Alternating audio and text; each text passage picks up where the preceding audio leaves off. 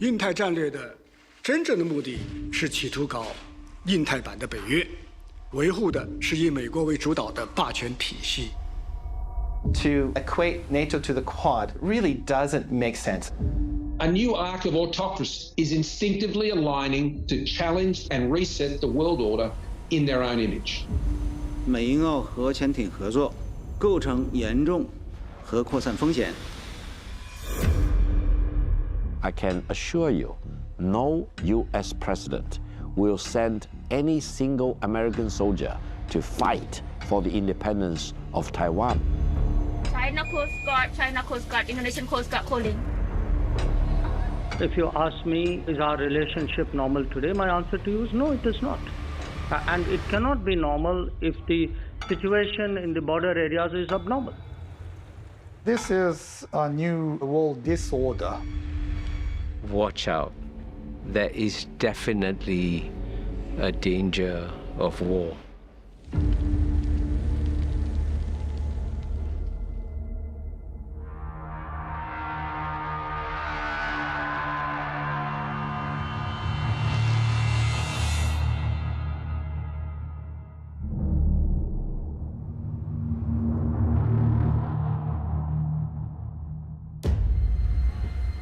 July 2021. A major naval exercise is hosted by the U.S. and Ukraine in the Black Sea region. The exercise involves navies from 32 countries.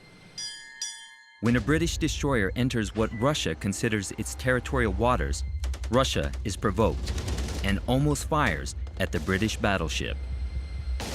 President Putin started the war in Ukraine, but some analysts point to examples like this to back the claim that NATO's behavior provoked Russia.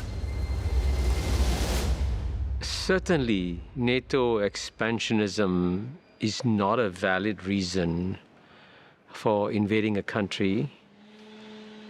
Any invasion of another sovereign state, unless it's an act of self-defense or endorsed by the UN Security Council, is by definition illegal. Many in China have a different view of how events transpired. The Chinese government's narrative puts the responsibility on the US and NATO for the Ukraine crisis. As cities in Ukraine burn and millions flee, the Chinese media runs stories with quite a different focus. 2月26号，美国驻乌克兰大使馆在其网站上删除了所有有关五角大楼资助的乌克兰生物实验室的文件。这表明五角大楼不想让公众看到这些文件。基里洛夫表示，在乌克兰已经形成了一个由30多个生物实验室组成的网络。那这些实验室的任务是由美国国防部下达的。 The United Nations declares it's not aware of any biological weapons programs. But the story continues to be pursued in China.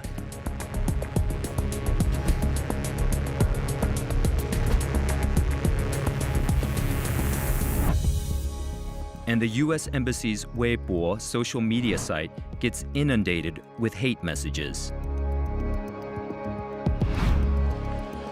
Chinese public opinion on the U.S., which was bad to begin with, plunges to a new low. Over in the U.S., a momentous shift in U.S. public attitudes toward China also took place as the Ukraine war continued. A poll observes the proportion of Americans seeing China as their greatest enemy. It doubles in just a year, from 22% in 2021 to 45% in 2022. 7th of March 2022, the day of Chinese Foreign Minister Wang Yi's annual media briefing. He uses the occasion to deliver a warning.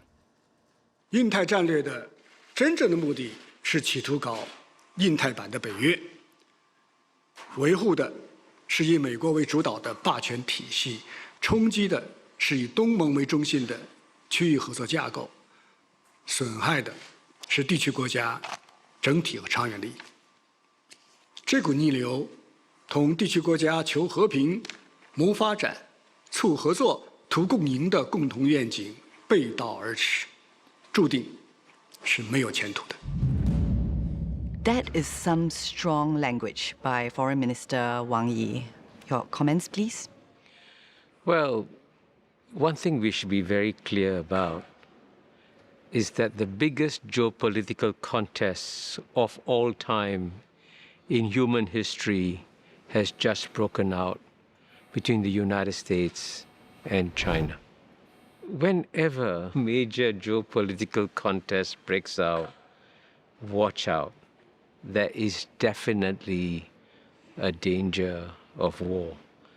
And that's precisely why everybody has to be very careful and work hard to avoid the war before it breaks out. And we mustn't put our head in the sand like an ostrich and say, hey, everything is okay. No, everything is not okay. The Indo-Pacific Strategy was announced by the Biden administration, and its key thrusts include a free and open Indo-Pacific, supporting India's continued rise in regional leadership, strengthening the Quad, strengthening extended deterrence with Japan and South Korea, expanding U.S. Coast Guard presence, contributing to an empowered ASEAN, and closing the region's infrastructure gap through Build Back Better World with G7 partners. The strategy paper does not mince its words. Competition with China is stated as an urgent challenge. The United States is a proud part of the Indo-Pacific, and this region is critically important to our nation's security and prosperity. Our exports to the region support 4 million American jobs. And in 2019, the United States conducted nearly $2 trillion of two-way trade here, all of which underscores America's connection to the Indo-Pacific. In this region, we have long put forward a vision of peace and stability, freedom on the seas, unimpeded commerce, advancing human rights, a commitment to the international rules-based order. We know that Beijing continues to coerce, to intimidate, and to make claims to the vast majority of the South China Sea. And Beijing's actions continue to undermine the rules-based order and threaten the sovereignty of nations. The United States stands with our allies and partners in the face of these threats. 美国的印太战略正在成为集团政治的代名词。我们看到美方打着促进地区合作的旗号，玩弄的却是地缘博弈的把戏。从强化五眼联盟到兜售四边机制，拼凑三边合作伙伴关系，收紧双边军事同盟。美国在亚太地区排出的5432阵势，带来的绝不是什么福音，而是搅乱地区和平稳定的祸水。This is very dangerous because such attempts may not only miscalculate and may also lead to very dangerous courses of action. Now, with Ukraine in the middle of this war, hundreds of millions of people are suffering, millions of people are fleeing the country, for example.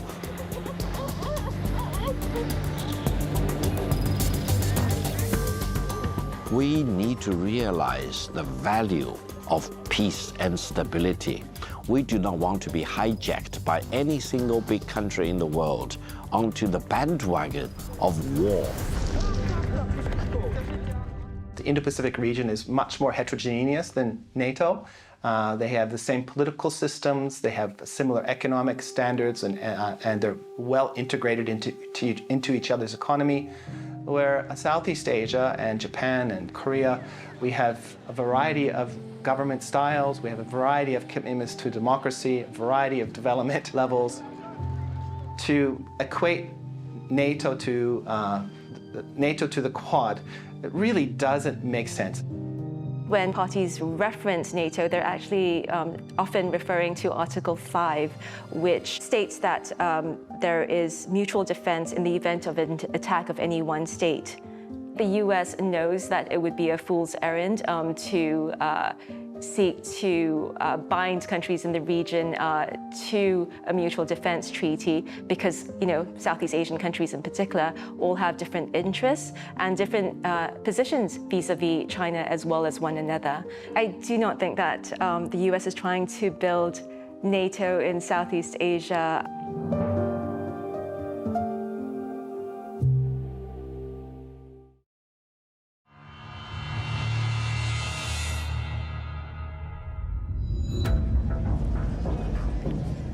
As a majority of Australians condemn Russian action in Ukraine, Australia's leader makes an important speech about a possible new world order. Our rules-based international order, built upon the principles and values that guide our own nation, has for decades supported peace and stability and allowed sovereign nations to pursue their interests free from coercion. This is now under assault. A new arc of autocracy is instinctively aligning to challenge and reset the world order in their own image. A day after the speech, the Australian government announces plans to build a nuclear-powered submarine base on the country's east coast. The cost? 10 billion Australian dollars. The base will facilitate the docking of nuclear submarines like this one. The sudden announcement of plans for the base is an acceleration of what was originally an 18-month evaluation process. The AUKUS agreement was signed between the US, UK, and Australia in September 2021. Under AUKUS, the United States and Britain will assist Australia in its acquisition of nuclear-powered submarines. Australia's top intelligence chief warned that China is intent on establishing global preeminence and says its troubling strategic convergence with Russia will pose new threats to liberal democracies like Australia. 美英澳核潜艇合作构成严重核扩散风险，冲击国际核不扩散体系，加剧军备竞赛，破坏地区和平稳定。 How did ties between Australia and China get so bad? From 2009 to 2019, trade between China and Australia tripled, transforming China into Australia's largest trade partner. China has also emerged as Australia's largest source of international students, and Mandarin as Australia's second most spoken language. In 2014, both countries even described their relationship as a comprehensive strategic partnership and signed a free trade agreement.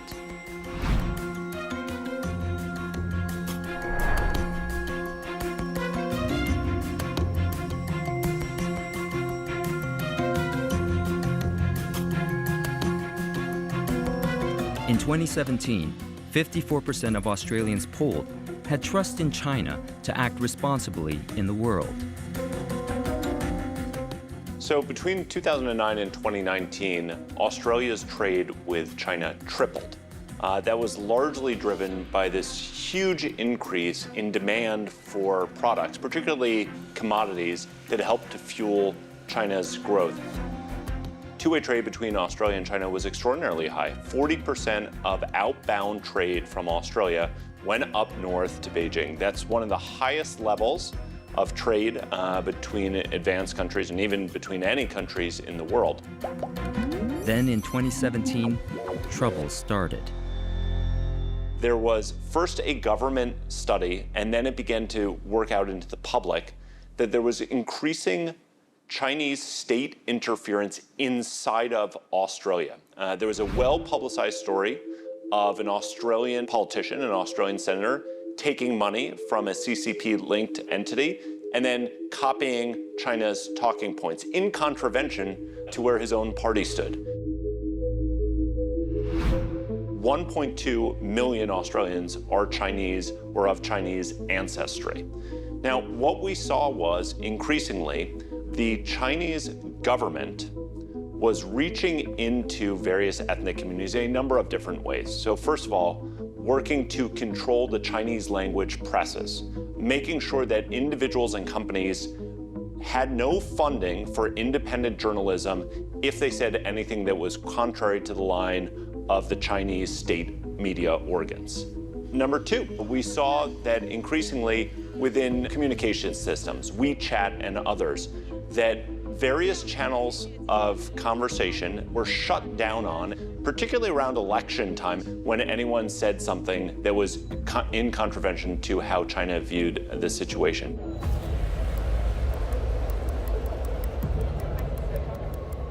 At one point several years ago, Australia was in the midst of negotiating an extraterritoriality agreement with the Chinese, whether or not those who have been accused or convicted of crimes can be exported back to their own countries. This was a contentious debate within Australia, particularly as China looked increasingly authoritarian at home. But the Minister of State Security from China was down talking about this and called in Labor, who was in the opposition, and to Labor leadership said, you need to support this, because if not, it would be awful if the entire ethnic Chinese population in Australia all of a sudden left you and supported a different party. That is not even a veiled threat. That's an out-and-out threat to change your domestic politics to make sure that they align with what China wants. And that set off alarm bells within Labor Party, no less within the government, the Liberal Party as well. 对于澳大利亚内部事务，中方没有兴趣，也从来没有进行干预。我们敦促澳大利亚个别政客和机构不要拿中国说事儿。In 2018, 52% of Australians polled had trust in China to act responsibly in the world. That same year, Australia passed the Espionage and Foreign Interference Act, which was implicitly directed at China. The government also announced that Huawei and ZTE were not allowed to build the 5G network in Australia.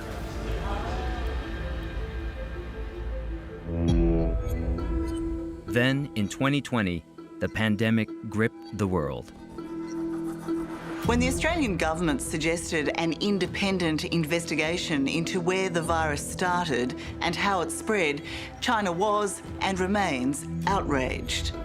Canberra's relationship with Beijing is now at rock bottom. What followed was a trade war. Beijing has launched a second investigation into Australian wine imports, accusing Canberra of giving subsidies to give firms an edge over local rivals. Australia says a coal import ban by China would be a clear breach of WTO rules. China has suspended indefinitely high-level economic talks with Australia. Beijing says the decision affects all activities under the China-Australia Strategic Economic Dialogue. In 2020, 23% of Australians polled had trust in China to act responsibly in the world. 77% did not trust China to act responsibly. Now, when that economic hammer began to come down, you can see widespread anger and a push swelling up from the ground up that the Australian government needs to do more to promote trade with other countries.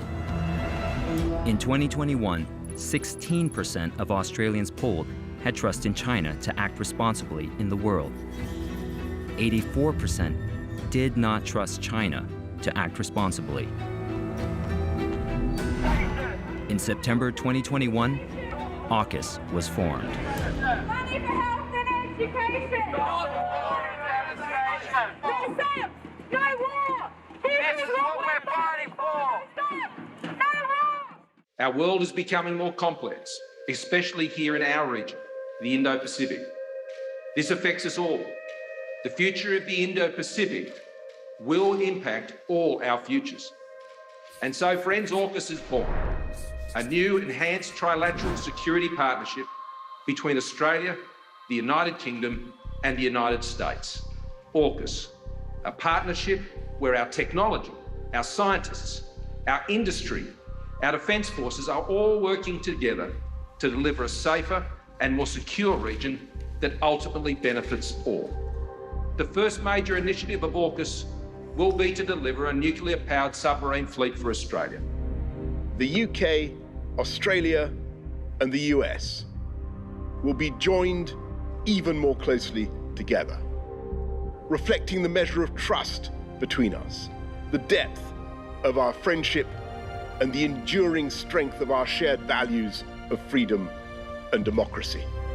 So AUKUS has broad bipartisan support in Australia. In fact, both the government that signed it and the opposition party have signaled that they are on board for this. And all three countries, Britain, the UK, and the United States, are working overtime to make sure that the way that they go about setting up the nuclear propulsion submarines does not enhance nuclear proliferation, and in fact might even be able to strengthen it by limiting it just to this technology and making sure that there are no bleed-on effects to nuclear weapons. That's not what this is, although there's a lot of disinformation in the system that this is a gateway to a nuclear weapons program, which both parties have said it is not, and they will not continue it if it is.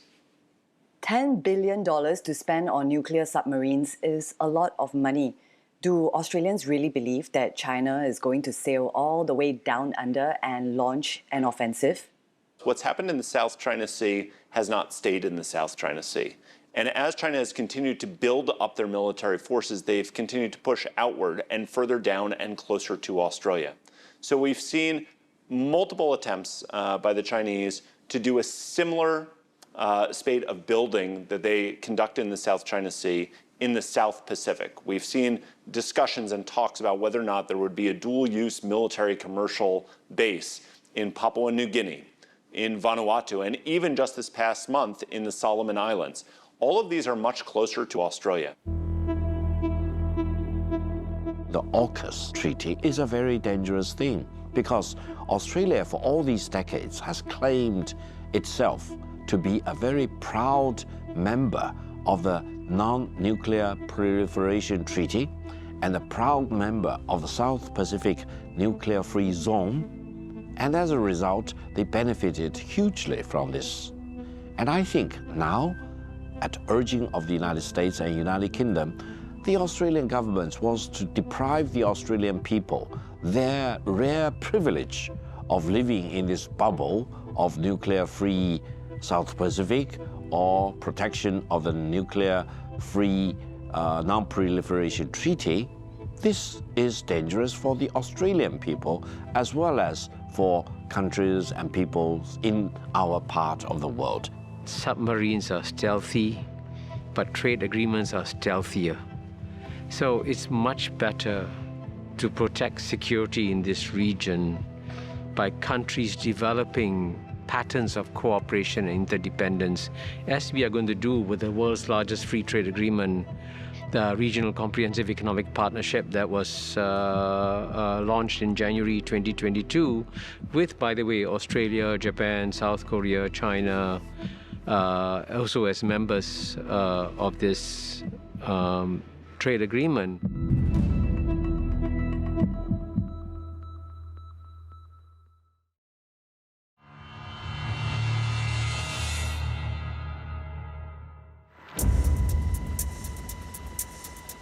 The Quad, or Quadrilateral Security Dialogue, has Australia, Japan, India, and the US as member countries. There are joint military exercises parallel to the dialogue, like Exercise Malabar, a naval exercise conducted off the coast of Guam. The exercise began in 1992 between the Indian and US navies. Japan has been a permanent partner in the exercise since 2015. In the 2021 edition of Exercise Malabar, Australia participated for the second time. As the Malabar exercise drew to a close in 2021, India rolled out the red carpet for U.S. defense officials in New Delhi. 美日印澳拼凑的所谓识别机制，实质上是遏制、围堵中国、维护美国霸权的工具。这是在人为的挑动对立，破坏国际团結與合作。 The Quad countries present a different point of view. 我々4カ国の外交当局の責任者が、直接会って共有するビジョンである自由で開かれたインド太平洋の実現に向けた強固なコミットメントを再確認して、実践的協力をさらに進めていくことで一致できたということは極めて時宜を得た意味のある成果だと考えております。 Besides military exercises and security discussions, the Quad includes cooperation on vaccine partnerships, climate change action, counterterrorism, and infrastructure development. If you looked at the Quad 3 or 4 years ago, it would have been focused more on maritime security. Today, the Quad has evolved to focus on the provision of public goods, so vaccine production in India and distribution to emerging countries, the provision of infrastructure and connectivity aid to Southeast Asia and South Asia. And we also see now investment in the selective diversification of supply chains throughout the region. So I think that is important from Japan's point of view in that it's providing a public good to the critical partners, as Japan understands, in the Indo-Pacific, and that's Southeast Asia and South Asia. Without shifting away from a security view of the Quad, it's not going to get buy-in from Southeast Asian countries, Vietnam, Indonesia, Malaysia, Singapore. The Quad members have collectively pledged to donate more than 1 billion doses of vaccines globally by the end of 2022. In Southeast Asia, a hotbed of US-China rivalry, the Quad has gotten a mixed response. Southeast Asia in general has been more wary about the more muscular, security-oriented dimensions of the US Indo-Pacific strategy, and the Quad is one of that, or at least was one of that. I think their main concern with the Quad was that it would heighten tensions in the region, especially vis-a-vis China. I think the quadrilateral security dialogue has also positioned itself. It's moved away from its more militaristic elements to focusing on areas that ASEAN cares more about. So areas like pandemic recovery, and that by demonstrating a sensitivity to the region's needs, I think the position on the Quad dialogue has softened somewhat. The Quad is somewhat of a mystery. If you talk to the members of Quad, they deny that it is an anti-China alliance.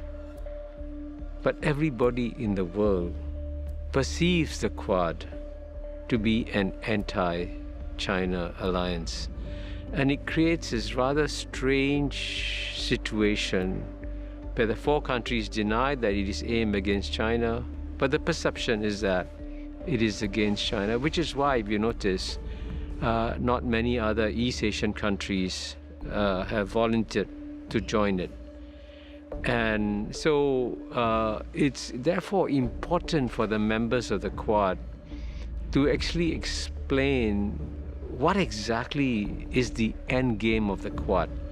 If you look at the last Quad foreign ministers' joint statement, ASEAN centrality was right up at the top. Everybody understands that the thing that brings the four Quad members together is their shared anxieties about China. But the Quad members also understand that the way they prove that they're worth siding with is by delivering public goods. Might there be deeper engagement between ASEAN and the Quad? Developments in the South China Sea are likely to steer the conversation. China Coast Guard, Indonesian Coast Guard calling.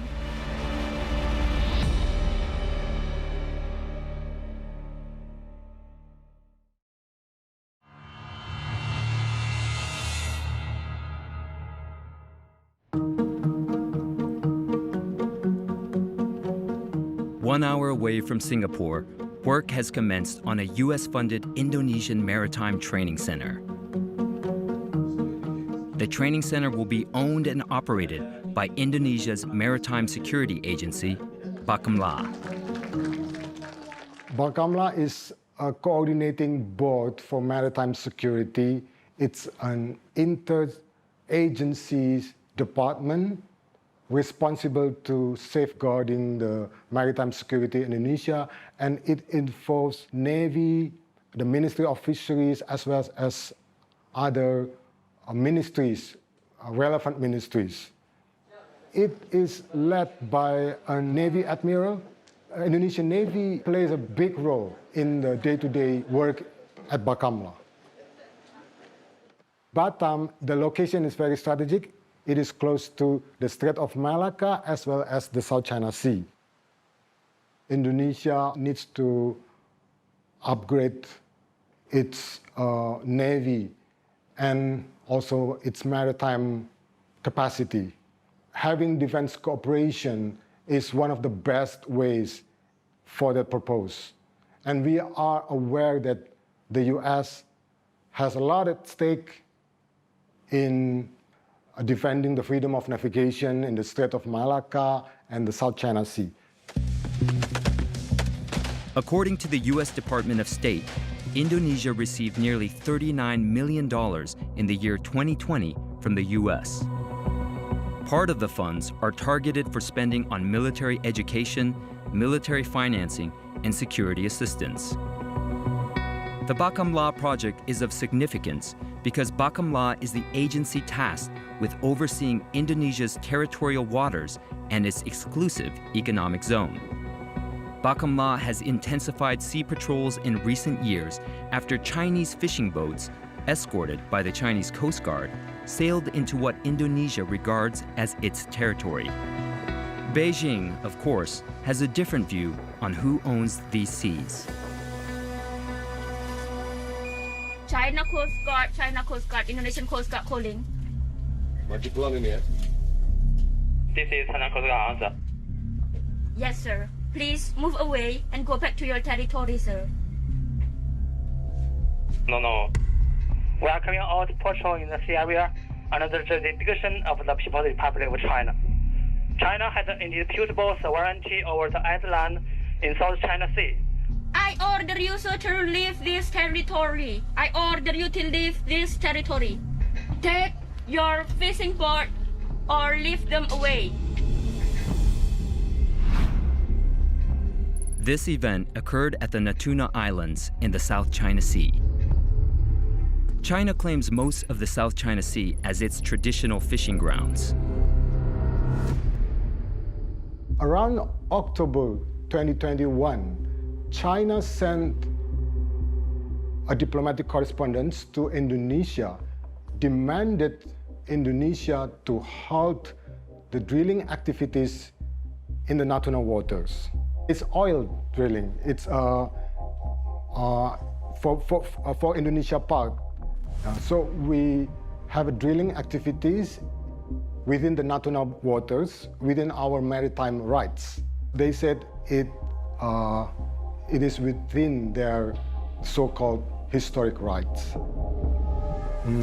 I think this is a bit unfortunate for both sides because in my opinion, China should not drag Indonesia further into the whirlpool of the South China Sea. The waters in the Philippines are much more turbulent. In May 2021, close to 200 Chinese vessels were moored in the contested area in the South China Sea, prompting fears that Beijing was building a naval base there. We now understand why it is that the Philippine authorities now have taken such a tone of concern and a tone of defiance against China in terms of what's going on in the West Philippine Sea. We saw nothing less than what you would call a swarm of Chinese vessels, particularly in areas that are close to the artificial islands that are built by China. One particular reef was quite unsettling to see. It's called Gavin Reef. Around it, you could see easily 100 ships And it's quite hard to be accurate about it from a moving plane up above, especially since some of these ships are being tied together to appear as one group. We saw similar formations in Julian Felipe Reef just a few weeks ago. Responding to the events in May 2021, the Foreign Affairs Secretary used less than diplomatic language. He later apologized.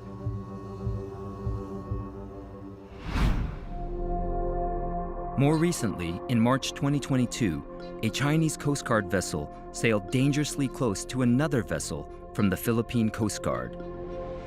With a distance of just about 19 meters, accidents are not unlikely. In the last year or so, there have been a lot of movements in the West Philippine Sea concerning Chinese militia chasing Filipino fishermen who were fishing in our own waters. When we speak of Filipino fishermen, usually these are just small boats, trawlers. They're not organized at all. The militia, on the other hand, they have been proven to be organized efforts. They have bigger boats, more sophisticated technology and equipment, so they can really track down where the Filipino fisher folks are and chase them down or chase them away from supposedly Chinese waters. Many believe it is China's assertiveness in the South China Sea that is giving a boost to the US Indo-Pacific strategy and things like AUKUS. When you talk about the South China Sea, just allow me to make several very brief points. We do not need to go further into ancient time. We can just go to the end of the Second World War. I do not need to remind all of us that during the Second World War, Japan was occupying all the islands and reefs and atolls in the South China Sea. When Japan unconditionally surrendered in 1945, do you know to whom Japan surrendered all the islands and reefs and atolls in the South China Sea? Japan unconditionally surrendered everything to China. Why? Because it was dictated partially by the United States. It was because during the Second World War, China was the only country standing on its feet in this part of the world, fighting against Japanese occupation. In 1945, there were no independent Vietnam, there was no independent Malaysia, there was no independent Philippines, there was no independent Indonesia, for example. All these were still colonies. Okay, this is a bit sensitive, but I'm trying to clarify this. Okay, no available historical record can show if China performed uninterrupted, continuous act of sovereignty over the Spratly Islands prior to the Japanese occupation in 1939. And after the Second World War, Japan relinquished the title over the Spratly Islands, but it was not clear whether any party or any state would inherit the claim. So there is no historical documents that supports Beijing's claim. The Permanent Court of Arbitration at The Hague dismissed Beijing's claim to much of the South China Sea in 2016.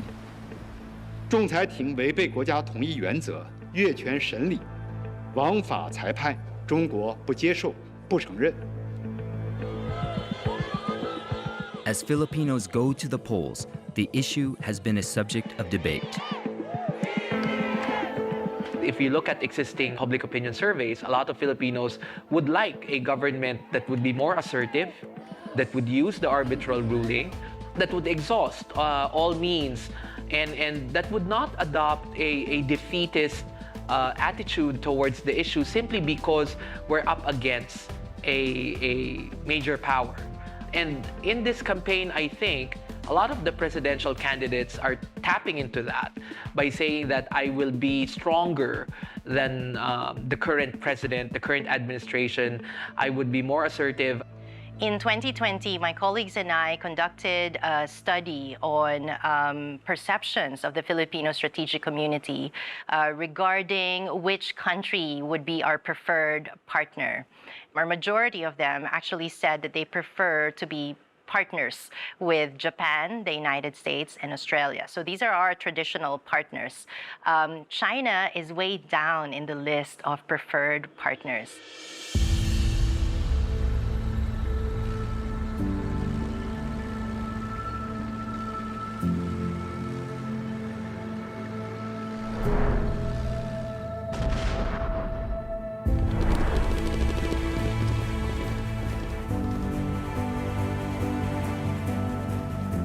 The China factor does play a very big role in the Balikatan exercises. They are also holding exercises regarding Patriot missiles of the United States. So we can assume that this is part of the different theater scenarios. And this is likely in preparation for China's next move in Taiwan or whatever might happen in the South China Sea. The Russia-Ukraine conflict or war has been an important debate in the Philippines. There's this chilling effect to a lot of other small states that if behavior like this by superpowers are tolerated, then no small state is safe.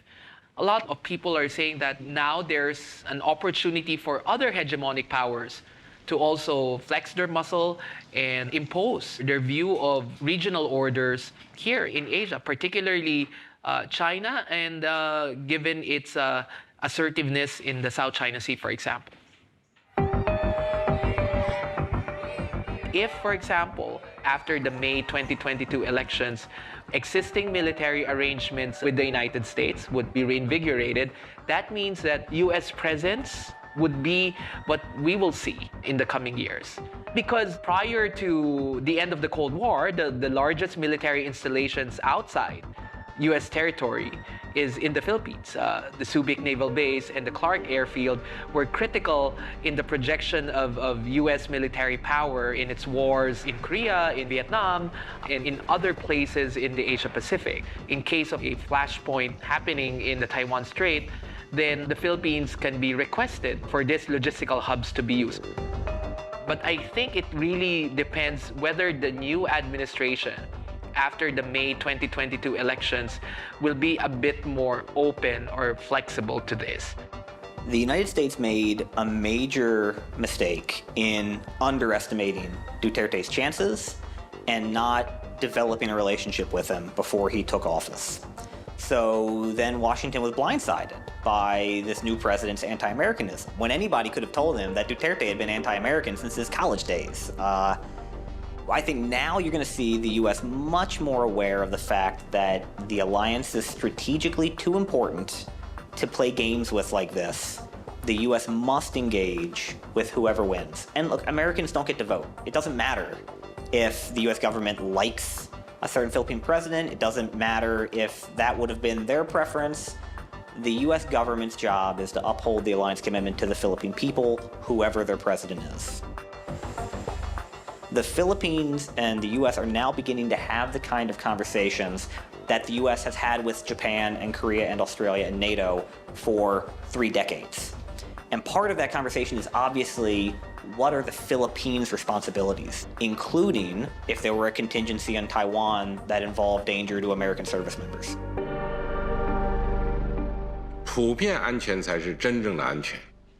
中国愿启动中国东盟健康之盾合作倡议，再向东盟国家提供1.5亿剂新冠疫苗无偿援助，要深化防务、反恐、海上联合搜救和演练，打击跨国犯罪、灾害管理等领域合作，要共同维护南海稳定。